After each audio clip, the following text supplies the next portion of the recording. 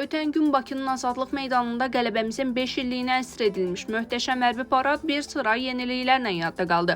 Bunlardan biri də uzun müddət sonra hərbi paradın aparıcılığının Abdullah Qurbaniyə həvalə olunmaması idi. Yeni aparıcı Mümtaz Xəlilzadənin şərhini isə bəyənənlər də oldu, əks fikir söyləyənlər də. Teleqraf məsələ ilə bağlı Abdullah Qurbani ilə əlaqə saxlayıb.